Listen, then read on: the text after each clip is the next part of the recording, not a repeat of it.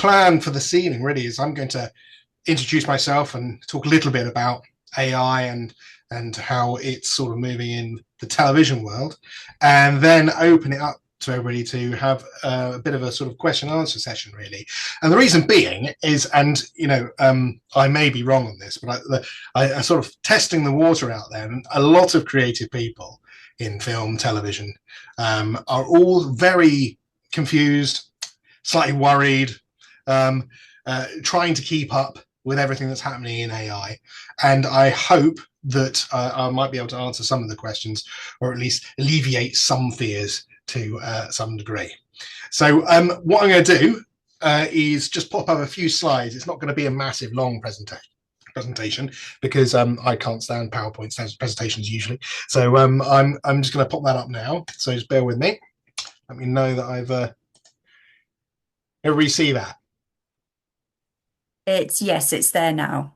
Okay, fabulous. Right, so I just called this from prime time to prompts because basically I think the way that AI is developing and changing the TV, I mean, I'm going to talk mostly about the TV industry because I'm a television exec, is quite profound, and I don't think it's going to stop. It's going to get more and more interesting as the year and the years progress. So AI from prime time to prompts, it's not just prompts, it's all kinds of stuff like neural networks and that kind of things.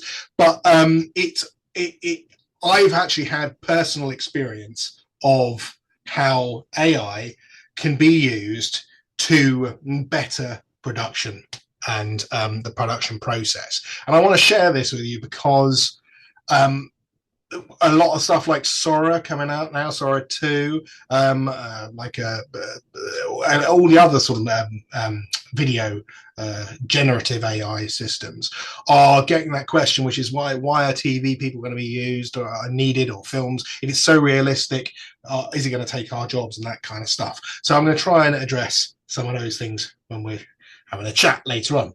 But first of all, I'll just tell you a little bit about me, if I can get it to work. Oh dear. There we go. Yes, brilliant. Yes, it's working again now. Okay, right. Okay, so who am I? My name's Luke Lovell. I'm a career television producer, working across the genres of factual entertainment and factual television programming. So from anything from The Bachelor dating shows to Bear Grylls. I did a lot of Bear Grylls stuff. I also did like Escape to the Chateau on Channel 4, so a lot of sort of factual entertainment programs like that, but also natural history. And alongside that, I also ran a company that did advertising and online content. So from quite a long time ago, about sort of 15 years ago, I started to work with new technologies and work them into the creative industry and try to make that part of what I was doing as going along. And that's why it's sort of, I personally think that's the type of thing you need to be thinking of, especially now as AI is coming in. I work for a lot of premium platforms, done the Apple TVs, I've done all the terrestrial channels. So, this is just a thing that's going on across the industry. It's not just particular pockets they're using AI. I've actually used AI already to quite an efficient level, say £400,000 in a production, by introducing it into the production process and the post-production process, which we'll talk about it later. And while this was all going on, and while we're juggling, our creative stuff like we do as creatives, I was studying at Oxford on their artificial intelligence program, which basically it trains you to be a strategist and look at how you can use AI to better what you're doing, or at least work with you to make it slightly easier. It's a lot of the discussions that happen on the courses like that are about creativity and machine learning, and so we'll get onto that as well. But I suppose talking a little bit about how I started off as a computer engineer originally. So I studied compression ratios back in the late 90s, and my tutor was a guy called Mansell Manuri, who invented the MP3. And so back then we were looking at how you could take video and how you could take sound and how you could get it down the internet on a 48K modem and it not be all blocky and terrible.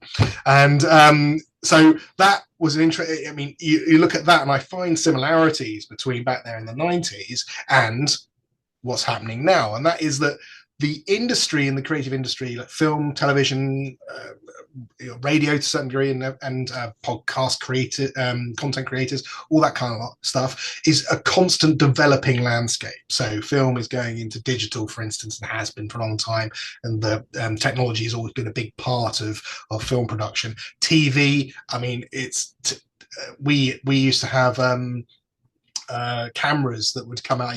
I'm sure people here remember this, that the military would have certain cameras that could, I remember one of them was you could light a scene with a single camera, with a single candle with this one camera, and then all of a sudden that was out and we could use that in natural history. So the technology has been always very closely interwoven with what we're doing, and I think this is an expansion of that. So audiences and co-creators, online content creators, the world of creation is getting the content's getting more, but the pool of using it properly is growing, but it's still very skills based. You have to have the skills to make the most of what you're doing, and the technology there is there to help you. So as I've said here at the bottom here, it's just like AI isn't a gimmick.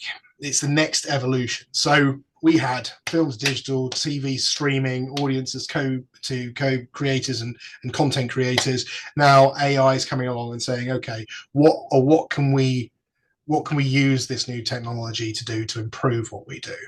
And I personally don't think it's generative AI, but we can discuss that later on, because I think generative AI is the scary one, but I reckon there's something more useful.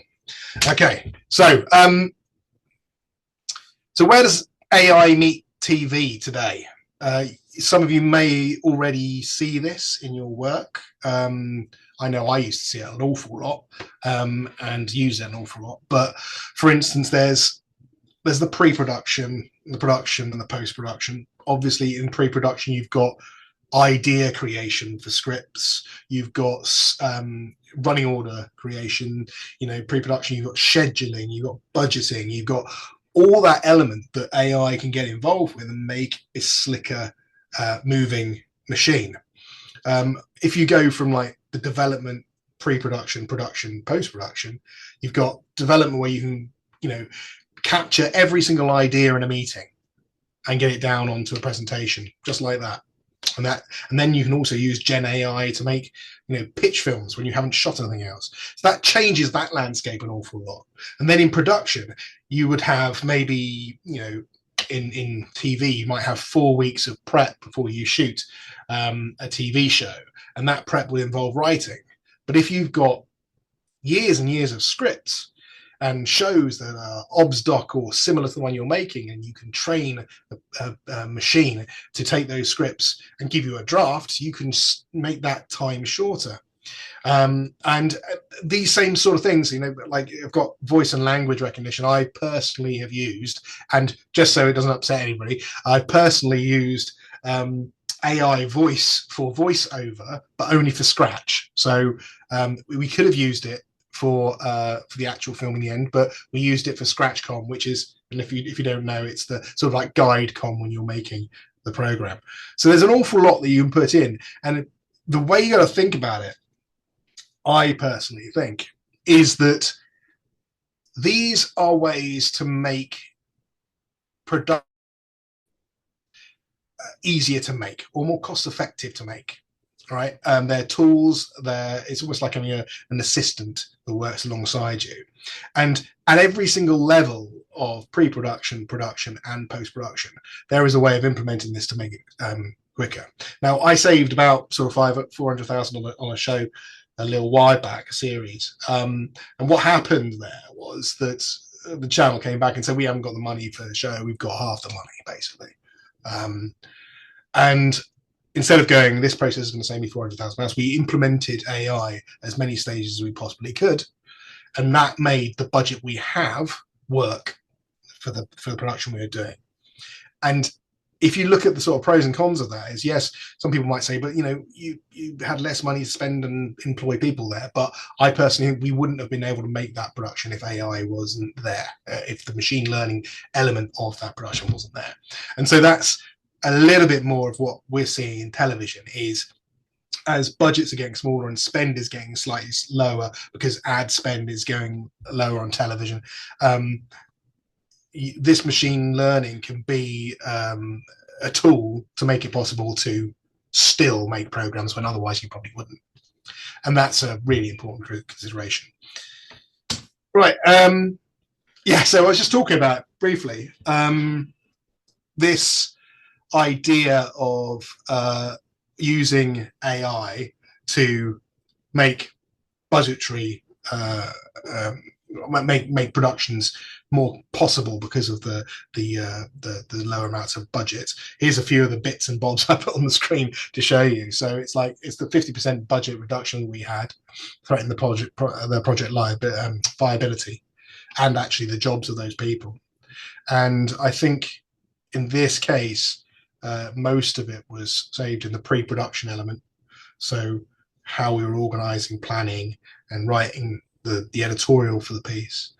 And then also later on when we came back, we had some logs from the shoots, which were being done in Kyrgyzstan and Mongolia, so quite far away. And those logs of what happened, editorial logs, could then be put into machine learning a system, which then spit out a logical way in which we could take the edit. And I can't tell you how much time that saves in an edit, because if you're working with observational documentary, you don't necessarily know exactly which is the story you're going to run with until you get it in the edit. So it shortcut a lot. And so there's an example of how it can be very useful. I'm not going to keep doing these presentation slides for very long. I'm going to try and move it into question and answers. But I wanted to sort of give you a couple of ideas of how it's impacted on what I'm doing, and then my thoughts. And I've gone to address this idea that AI won't replace us completely, because I'm hearing all the time. So I thought, let's talk about that. Let's get it out there. So I'm sure you've heard this, but AI won't replace you. Somebody using AI will. And I heard that about 3 years ago, before ChatGPT was really sort of big.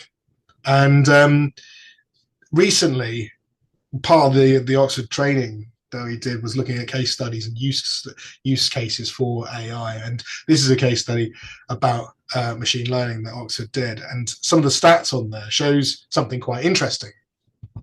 So when it comes down to medical diagnosis, text classification, assembly work, and drone control, all of those elements they've picked there are just a cross section. They looked at the solo human accuracy, the solo machine accuracy, and then when they were working together, what was the accuracy and what did it do to efficiency? And what this study showed was that actually humans make mistakes, the machine makes mistakes, but when they work together, make fewer mistakes and they do it faster. And I think if you look at that being the trend, it then sets up to how people need to be using AI, because actually, if you don't use AI, you're solo human with your accuracy. And if they use just a machine, the solo machine with their accuracy and speed. But together, they beat both. So there's a really strong case for going, whatever it is in my job, I need to think about machine learning and how I can use that to, one, make me more efficient, and two, more accurate. And that is quite an interesting thought and quite counter to what a lot of people are feeling at the moment. So I thought I'd mention that and put it out there so we could all have a chat. But that's a really, really quick sort of overview of a little bit about me, but what I've seen with the productions I've got. And I would be really interested in hearing and trying to answer some of the questions that you might have about machine learning and how it's affecting what you're doing. And I'll try and answer them, because the one thing about AI is that not everybody's got the answers. In actual fact, there's a lot of We don't know yet, but we'll try.